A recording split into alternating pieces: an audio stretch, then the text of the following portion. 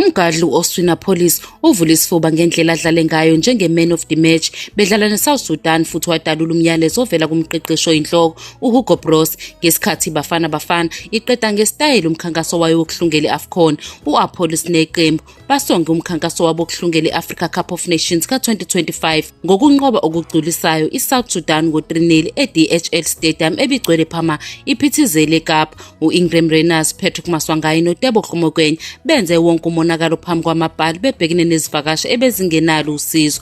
Nokho kwaba ngu-Police obeyisihlabani somdlalo ehlela ukuqhubeka esuka ophikweni losokunxele futhi edala amathuba amaningi okushaya amagoli okuhlanganisa nokusiza igoli lika-Reyners.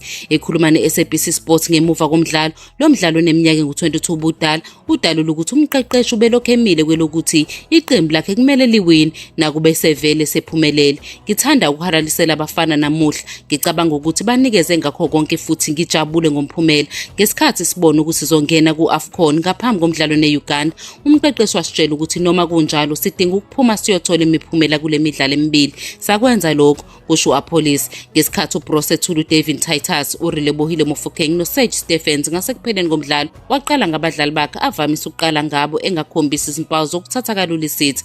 Angimangalanga umqeqeshi eqala ngathi umdlalo ngoba ubefuna ukunqoba futhi unomqondo wokunqoba. Ayikho imidlalo efana neyobungane noma ngaphezulu, ufuna siyinqobe yonke imidlalo esidlalayo. Kumele ngibonge umqeqeshi uHugo ngokungibheka, wanginika ithuba futhi ngalokho ngiyohlala ngiziqhenya futhi ngifuna ukubonga abafana namuhla wonke umuntu ulwile. Abadlali abasuka ebhenjini babambe elikhulu iqhaza ekungeneni futhi bajabula ngomphumela. Kwengeza lo mdlalo wePolokwane City, u-Police usezobuyela ebholeni lamaqembu lapho iRise and Shine izobhekana neCape Town City ngoLwesithathu oluzayo.